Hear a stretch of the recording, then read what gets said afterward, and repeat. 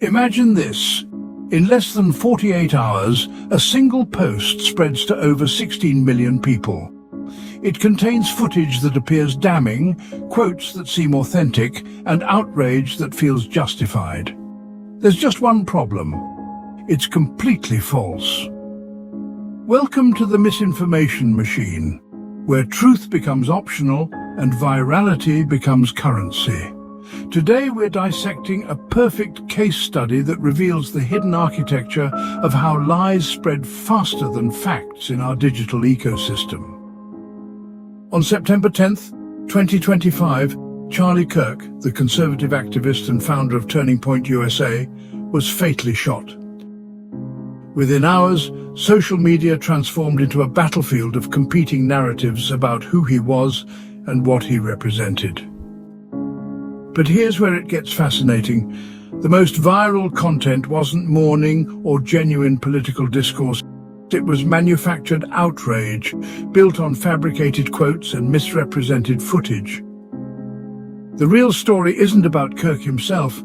It's about how our information ecosystem has evolved into something more sophisticated and dangerous than simple propaganda. The first viral deception, a post claiming Kirk used a racial slur against an Asian woman, complete with video evidence. 16 million views in 2 days. The problem? The video shows Kirk shouting "Cenk," the name of his debate opponent, Cenk Uyghur. Not a slur, a name. This reveals something profound about how misinformation operates in our current landscape. It's not random chaos. It's systematic exploitation of our cognitive vulnerabilities. Notice the pattern. Take real footage, add inflammatory context, package it with emotional triggers, and release it into platforms designed to amplify engagement over accuracy. But why does this specific technique work so effectively? And more importantly, who benefits when we can't distinguish between authentic outrage and manufactured controversy? The Kirk case study demonstrates 3 critical elements of successful misinformation: emotional priming, visual evidence, and the illusion of widespread consensus through viral metrics. Here's where the analysis becomes more nuanced. While the viral posts contained obvious fabrications, Kirk did make genuinely controversial statements that required careful fact-checking to understand. He called the Civil Rights Act of 1964 a huge mistake. He described Martin Luther King Jr. as awful and not a good person. He argued that Jewish donors had funded what he termed cultural Marxism.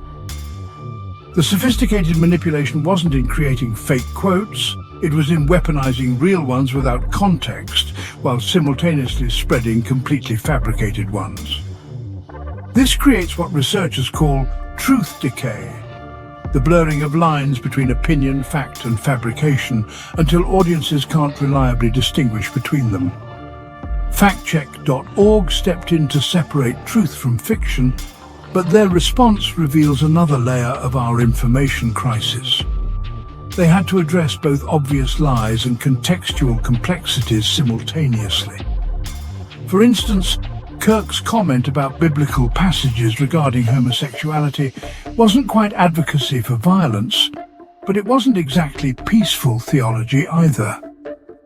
The fact-checkers had to parse theological interpretation, political context, and audience interpretation. This raises a critical question. When institutions designed to verify truth spend most of their time explaining why viral content is misleading, who's actually controlling the narrative? The answer reveals something uncomfortable about power dynamics in our digital age. Every platform's algorithm has the same underlying logic. Engagement equals revenue. Outrage drives engagement. Misinformation drives outrage. The Kirk example demonstrates this perfectly. The false racial slur claim generated millions of views, shares, and comments. The careful fact-check explaining context, a fraction of that engagement. The system isn't broken, it's working exactly as designed. The question becomes, designed for what and by whom? Social media platforms profit from our divided attention and emotional reactions. Truth becomes secondary to the psychological stimulation that keeps us scrolling, clicking, and consuming. Here's where the analysis gets particularly sophisticated. Notice how the misinformation around Kirk wasn't just random fabrication. It was strategically constructed to discredit legitimate criticism while simultaneously spreading false claims.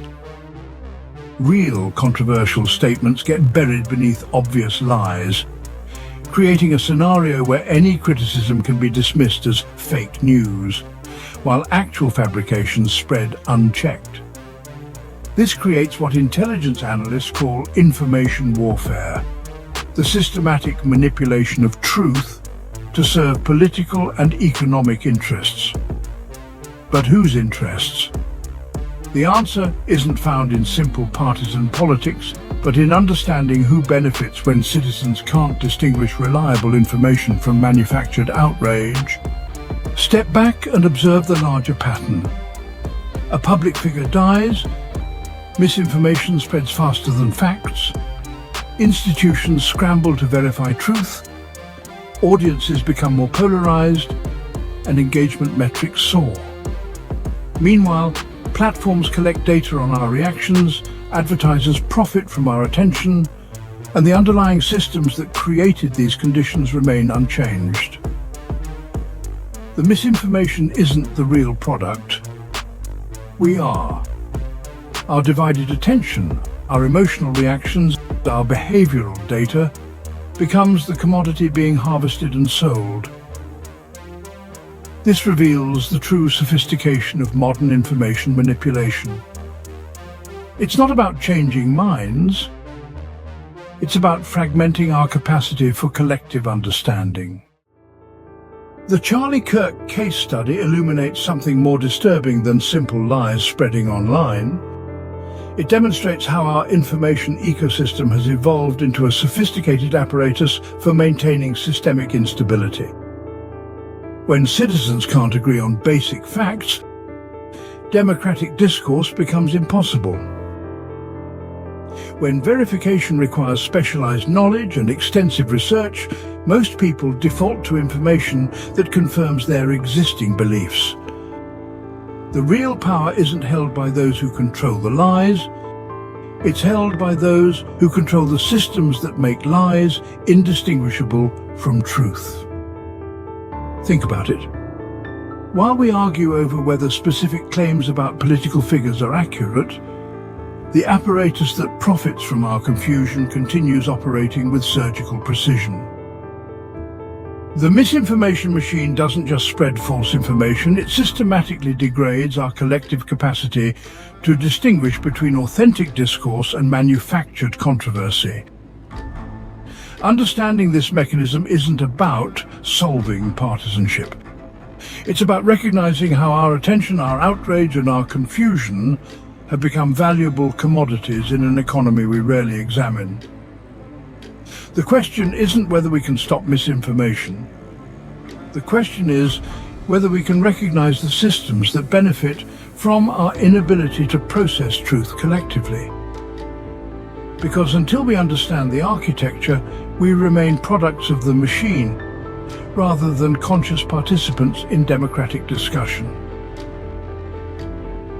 Subscribe for more analysis of the invisible systems shaping our reality. If you dare, may truth forever light your path.